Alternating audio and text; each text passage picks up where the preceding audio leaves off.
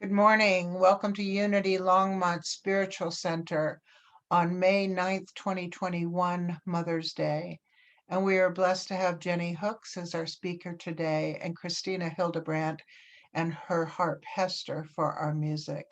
So we will start with a piece of music, please, Christina.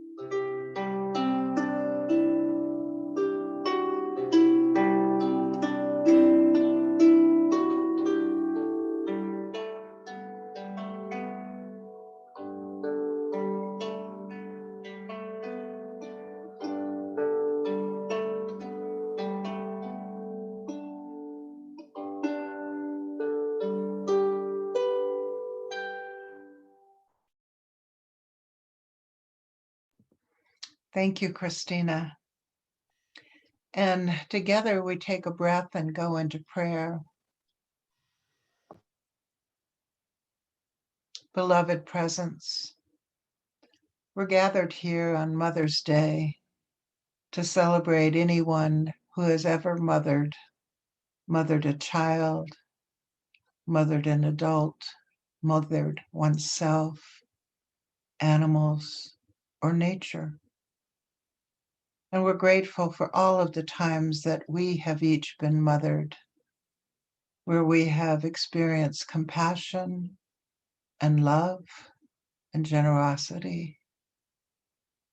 And with that in our mind and heart, we go through this day sharing those gifts. And so it is. Have another piece of music, please.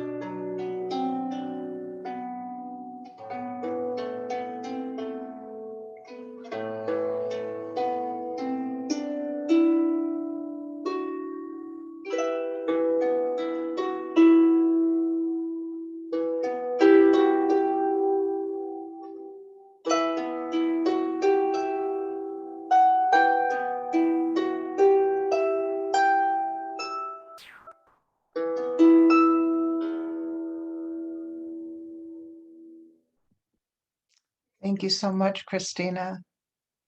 And please welcome Jenny Hooks, who will provide us with one of her wonderful talks and meditation.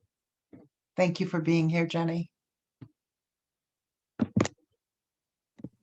Thank you. It's good to be home.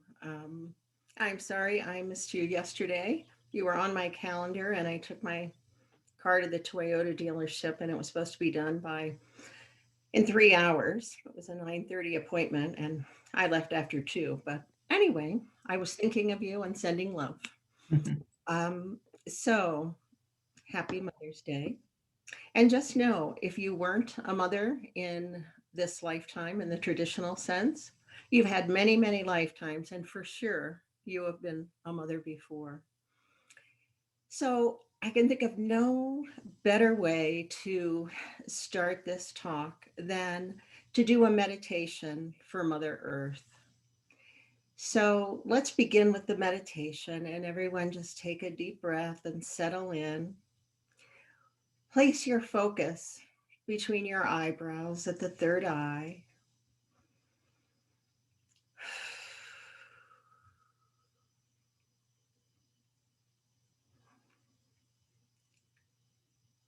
Allow that focus to move to the center of your brain, to the Abdullah oblongata, and then move down to your heart, your spiritual heart. See that light shining within you.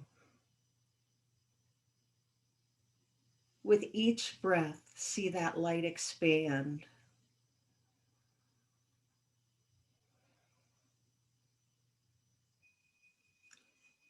And as you focus on that light,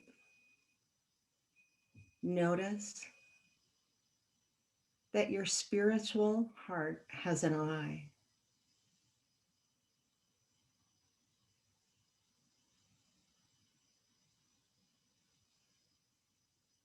And it is from this eye that we see the divine in all things.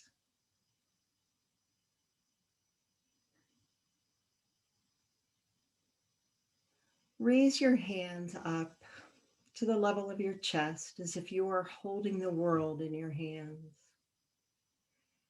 And continue to radiate that light across the planet. Radiate the light to all the continents and all the islands of the world, taking a moment to focus on India and all those suffering due to COVID, and just radiate that love and light.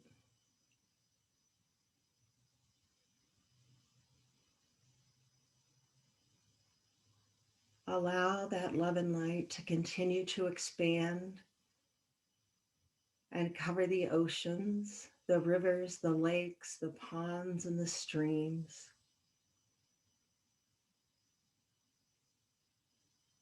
Sending love and light to water everywhere.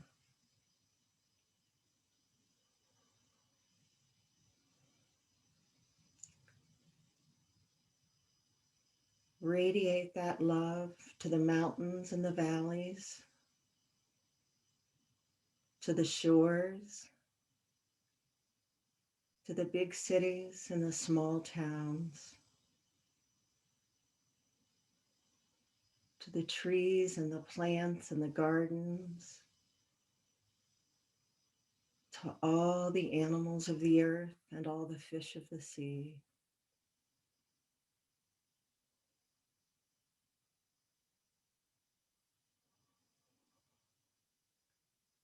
Radiate that love and light to those close to you that you care about.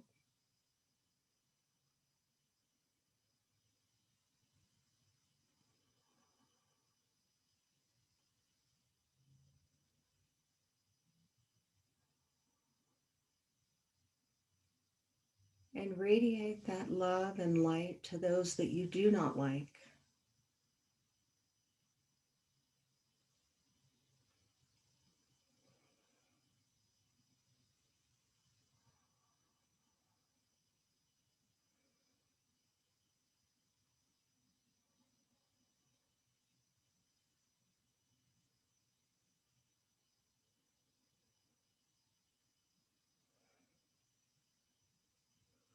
take a moment to express your gratitude to Mother Earth for all her gifts,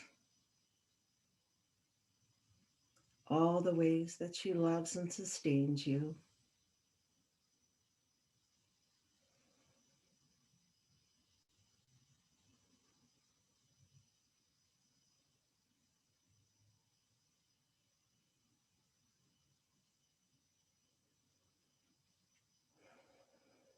And now place your right hand over your heart and your left hand over your right.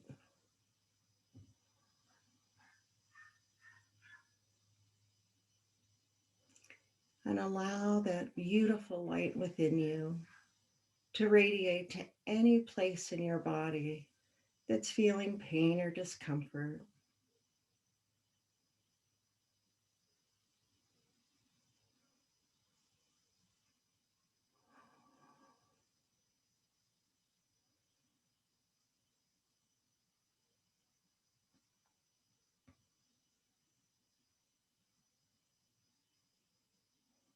And when you're ready,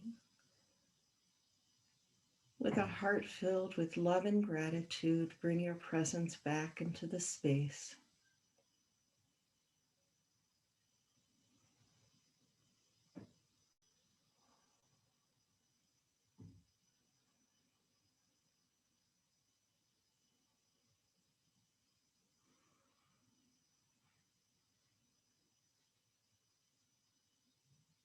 And so it is.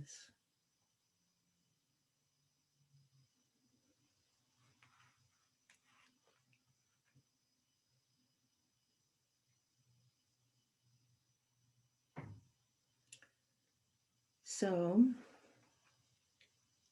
today's Mother's Day, and I've been reading from the Bhagavad Gita. I try to read a verse or two every night, and I've been reading chapter 11, and it's such a beautiful verse that I keep going back and reading it again and not moving on to the next chapter quite yet. But in this book, Krishna, his cousin, is Arjuna.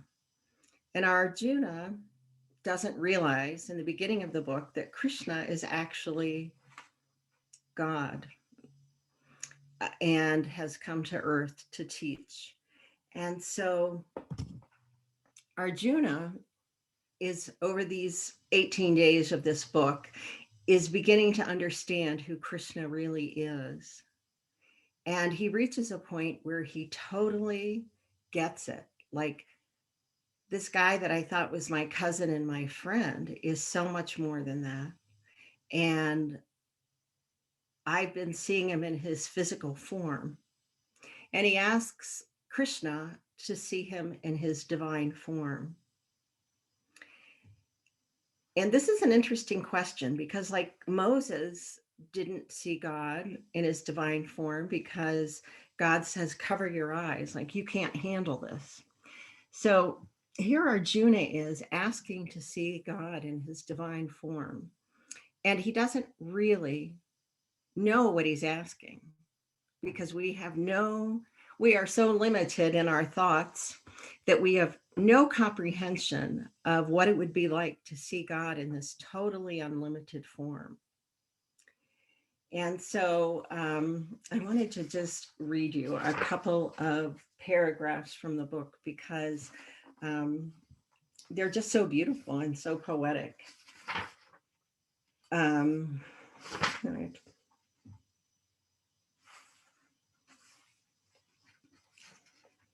The birth and this is chapter 11, verse 2. The birth and passing away of existence have been heard by me in detail from you, O lotus-eyed, and also the imperishable greatness of the divine supreme self. And in the commentary by Swami Vishwananda, it says, in quotes, and also the imperishable greatness of the divine supreme self. Here he says, you are this is Krishna, says, you are the soul of or I'm sorry, Arjuna says, you are the soul of souls who stays untouched by anything, the soul of souls which is always untouched by what the mind and the body are doing. Even if the individual soul deviates, you, the soul of souls, never deviate. If the soul goes through Maya, through incarnations, one after the other, inside you wait patiently for the time of one's self-realization, when one awakens from the darkness of illusion and delusion of ignorance. Here Krishna says, Mahatmayam apachavyayam, you are the greatest divine consciousness. You are immortal. You are immortal glory. And at this moment, Arjuna is free from discrimination, free from duality. Um,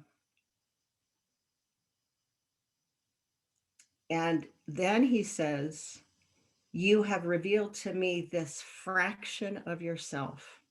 He is so aware that he realizes that he can't see all of God, but only a fraction of him.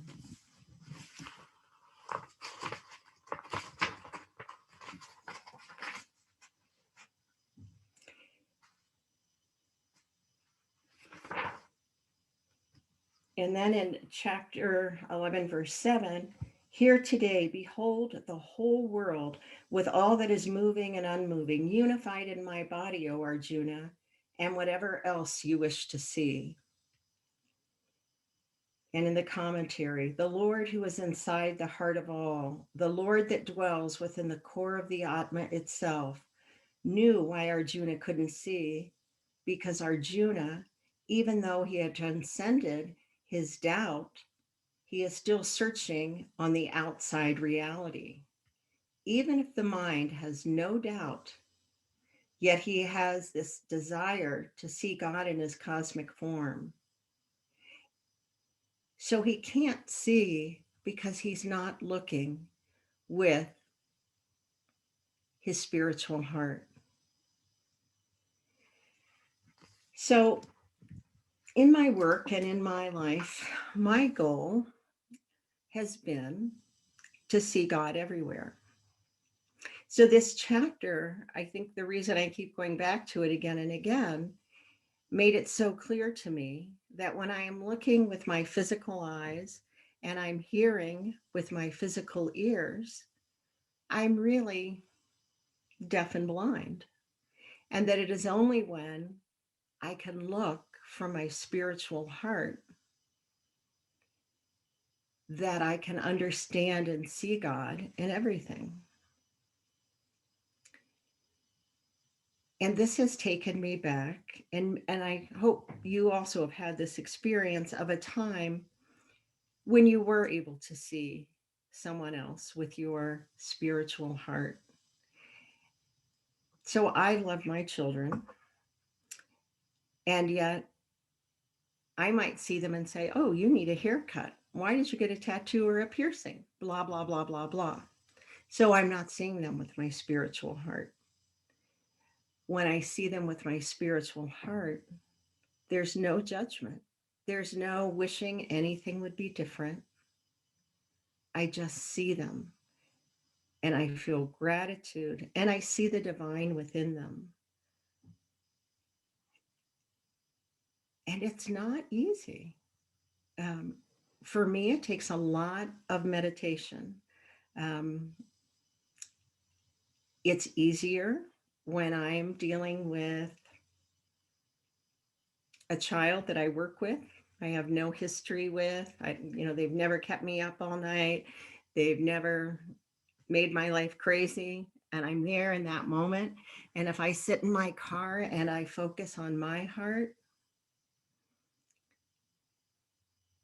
it's not hard at all to see God in those children and in their mothers and to come from a place of compassion. And I'll be truly honest with you that when I meditate and I try to get in that space, my mind really wants to interfere when I am looking for the divine in a family member or somebody who has a history of irritating me. And I'm not sure that my mind really wants me to go here. I think my mind wants to believe that perception that it's in control and it can manage things. And so seems to present a lot of interference. So that's what my spiritual path is right now, is um, focusing on my heart and then seeing that light and seeing that eye. And if you do this practice, you too, I mean, I've developed like the color of my spiritual eye and how brightly it shines. And it just gets more, it develops characteristics of its own. And it's been a very sweet path. And yet, sometimes when I go at night, especially when I'm tired to meditate, it's almost as if I'm afraid of it. And I can't say any more than that, but there's like this, I think that my mind thinks I will not be who I truly am if I am my spiritual self. And actually, the opposite is true. But there's a lot of things in my mind that probably the opposite is true. But I operate on a certain belief system. And so I have to sit and say, okay, mind, go off on your little tangent, whatever, and then come back to this space in my heart. Um,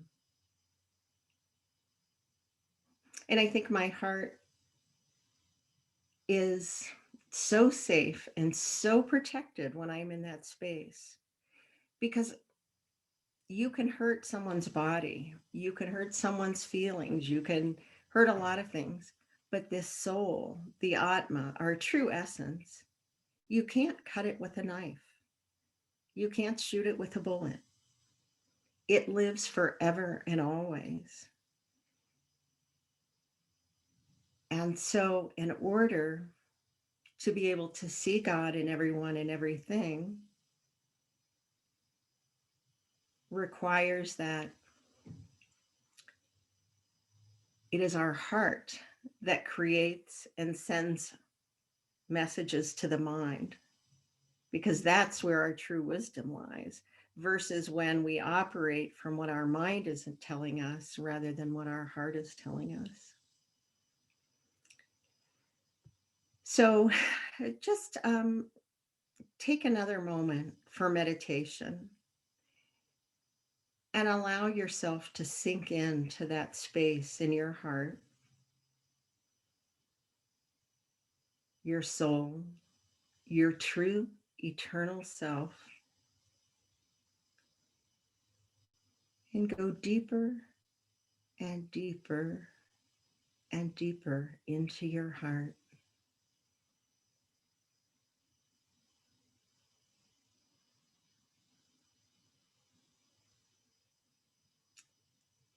See the eye of your soul.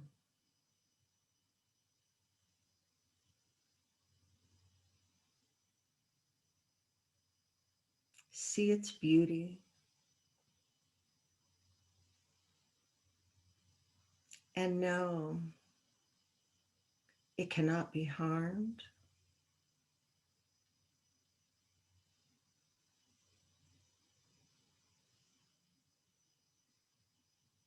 It can never be hurt.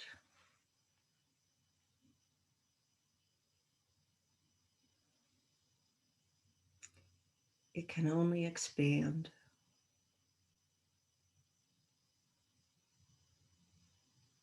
It knows only love.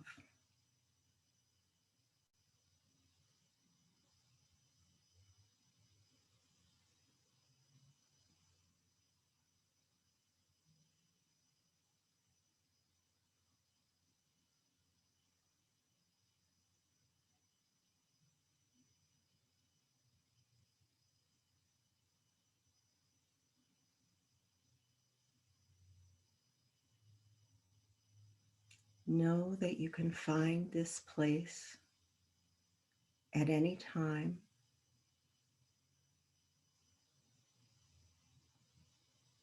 The divine is always with you, always present.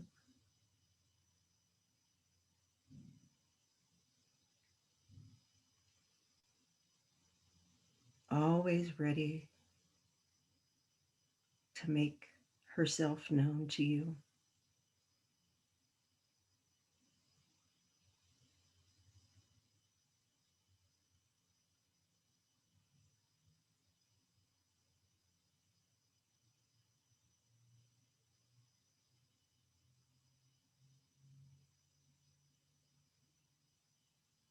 Surrender your mind to her.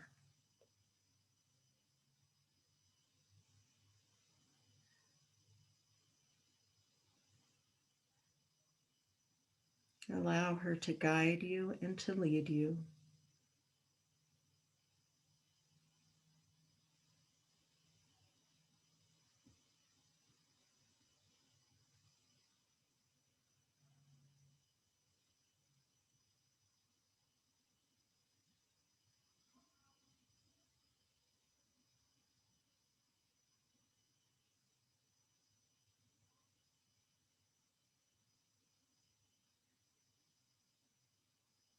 May you know peace.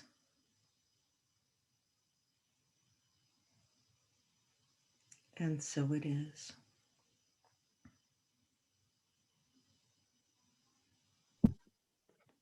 Thank you so much, Jenny, as always.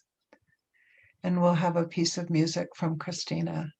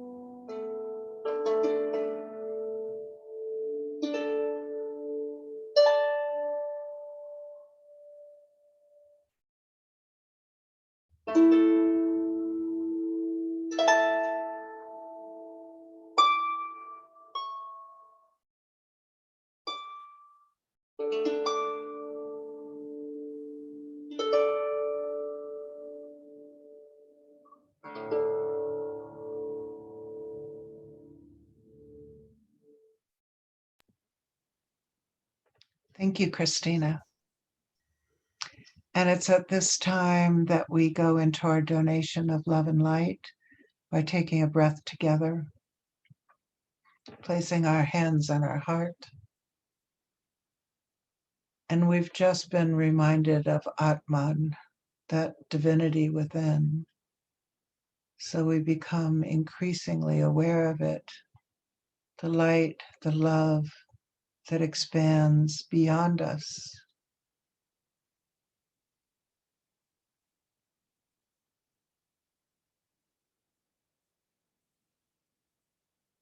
And we allow it to expand wherever it is needed.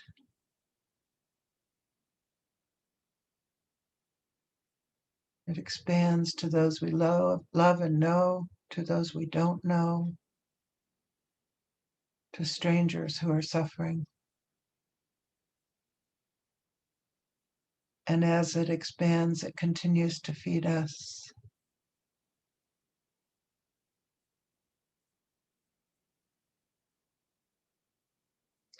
And we are reminded we can share this at any time simply by remembering the divinity within and allowing it to expand.